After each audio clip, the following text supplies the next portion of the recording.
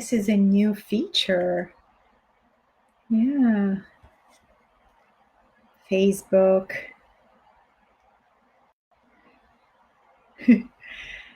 Hello, my friends. Facebook has a way of changing up the live stream. All right, am I live? I am live. Okay. All right, darlings. Hi. I'm going to put the title here because Facebook did not show the title.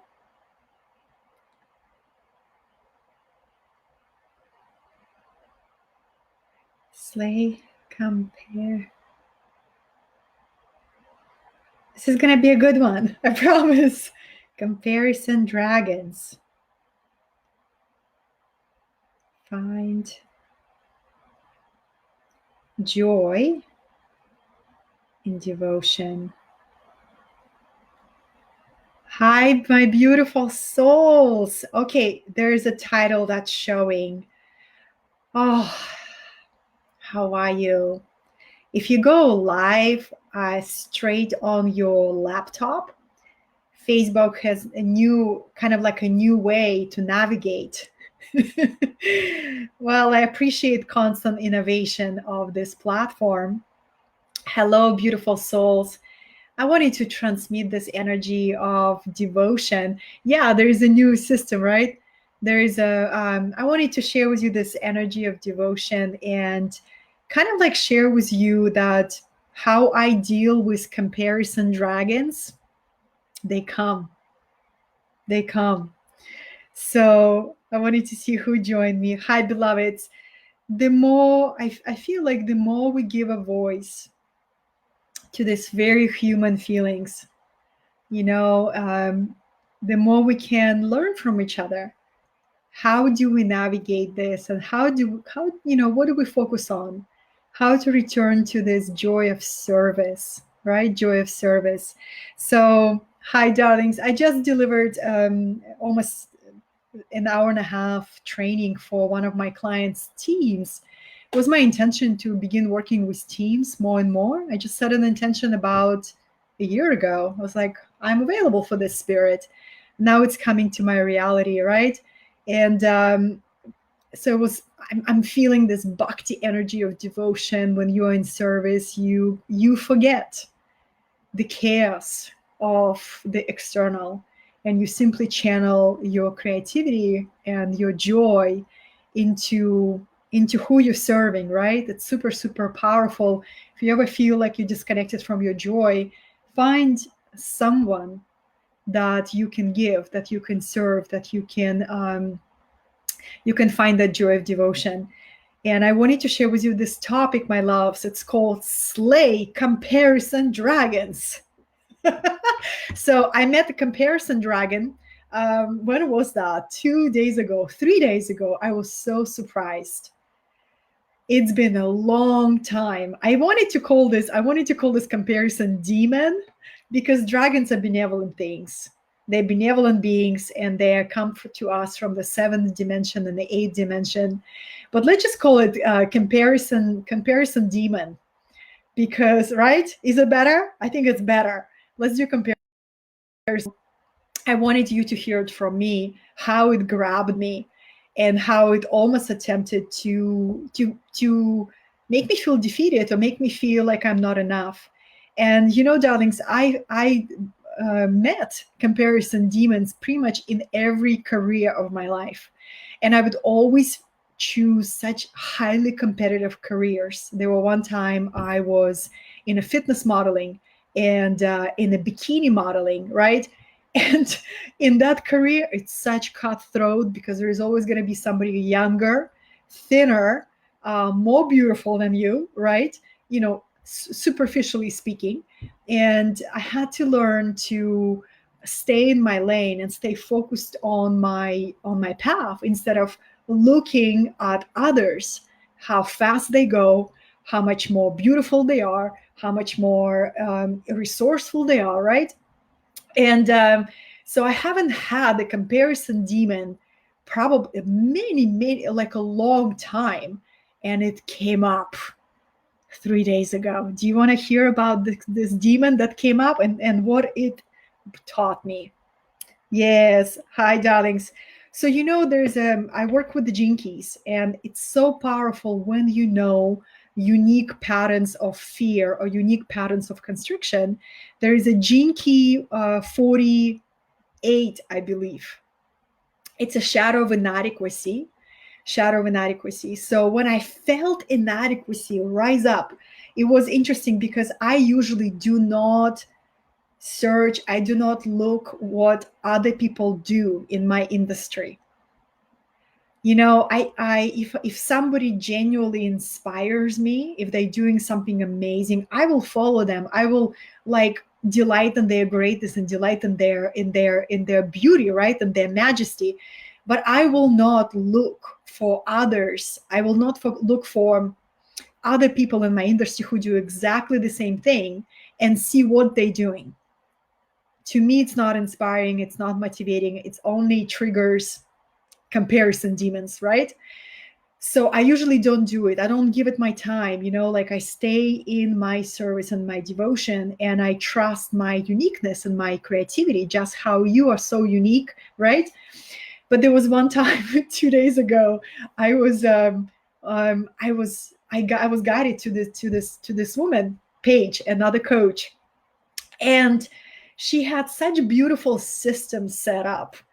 Like it was the branding was exquisite, and the presence was amazing, and I felt this inadequacy rise, and I felt it and I was like, oh my god, you don't have such system like she does. You don't have this setup. You don't have this setup, right? Recognize those voices? And I just start feeling this inadequacy flooding me.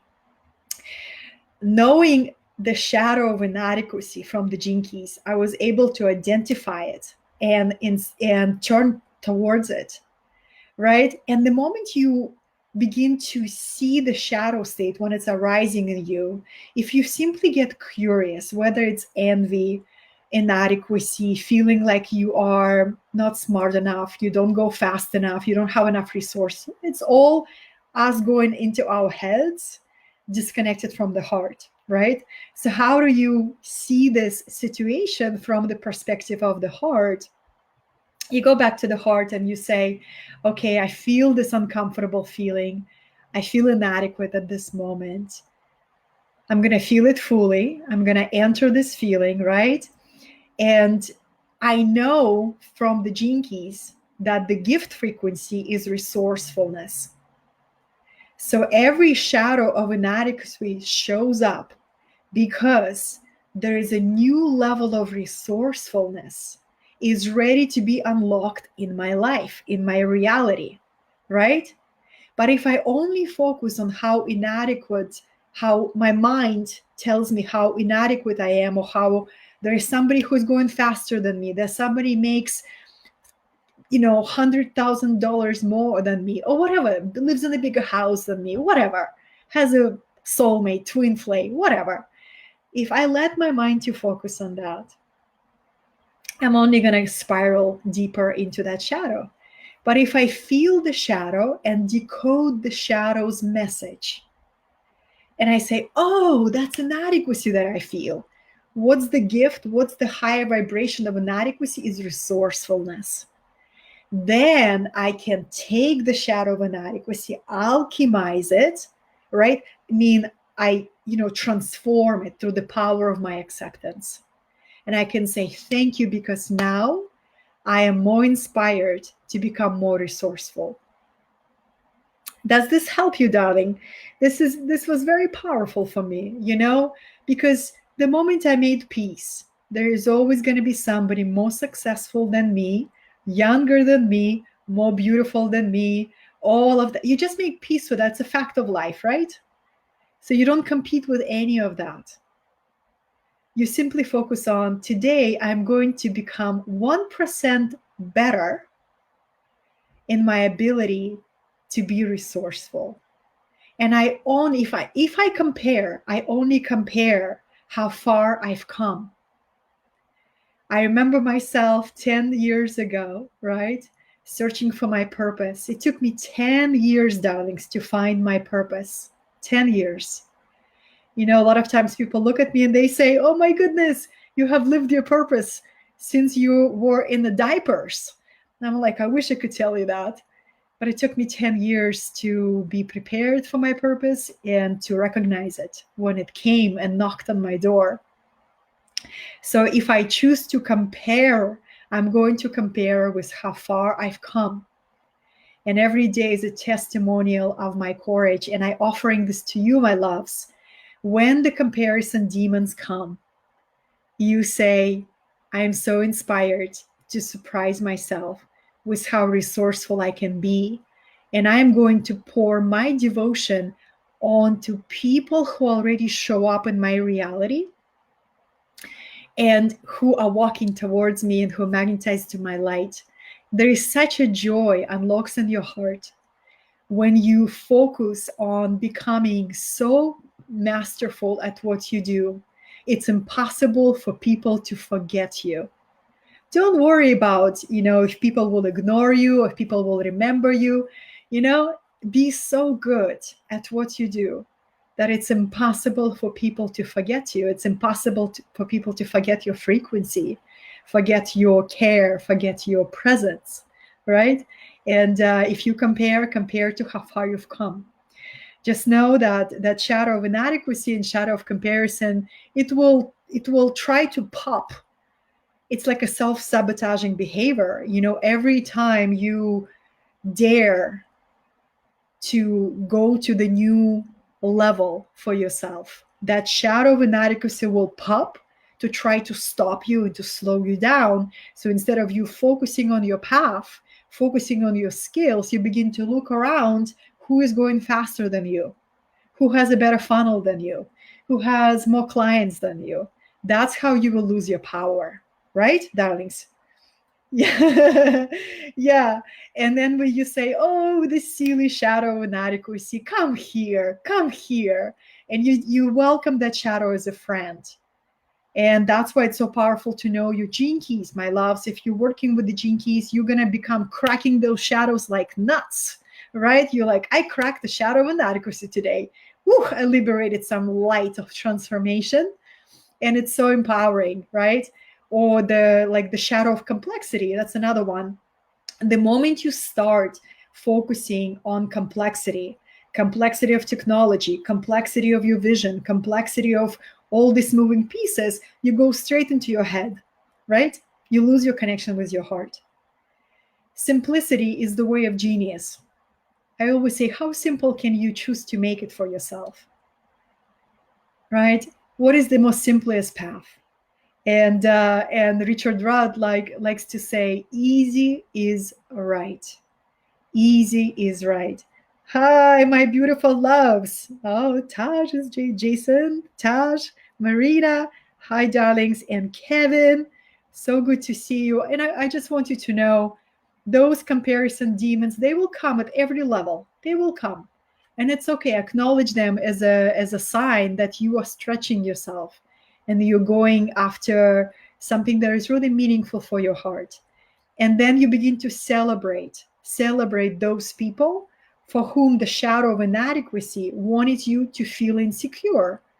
And you say, I celebrate that sister, I celebrate that brother who have such amazing systems, they have such beautiful presence, right? Because what you celebrate, you magnetize to yourself. It's like you're putting a blessing. You bless every time you celebrate somebody's greatness or how they show up in the world, you bless them. And since there's only one of us, it's a quantum soup, quantum reality, quantum fabric. Whatever you bless always comes back to you. So easy is right. And I just wanted to share that with you, darlings, because so we share more of our human moments. We share more and more human moments, and we celebrate every time we break through these self-sabotaging behaviors. And we begin to remember there is only one of us. And when one of us expands, we all expand, right? And it's and then you naturally transition into this beautiful place of timelessness. If you love what you do, you continue to refine your craft to the level of mastery simply because you love it, right? Thank you, Anne. Hi, beautiful one. Inadequacy, inspiration to me. Yes, darling. Yes. So good, right? And then you focus, on I'm going to celebrate the joy of my devotion, of serving. And it's so beautiful. When you serve, you forget the drama of the world, right? You can witness the drama. You can have hold, soft, compassionate space for it. But you say, okay, I'm informed, and I'm going to come back to the very powerful place where my bliss lays, and it's in contribution. This is a Jinky 58, going from the shadow of dissatisfaction to the gift of devotion, I believe. No, gift of vitality and the city of bliss, right? So your vitality, your health, if you want to have a very strong immune system, your real answer lays in how deeply you're fulfilled by your work in the world. That's a true healthy immune system. How deeply you're fulfilled by your service. That always going to give vitality to your body, vitality to your mind, right? I love you, darlings. Thank you so much for joining. I'm going to go on a nice long walk outside and feel the devotion of my heart. I'm with you. We are going to remember this time, one day, and we're going to smile, and we're going to be so proud of ourselves for the levels of resilience, resourcefulness, and a true community that we were able to create, discover, and cultivate through these times, right? I love you. Thank you so much for joining me, and I will talk to you very, very soon.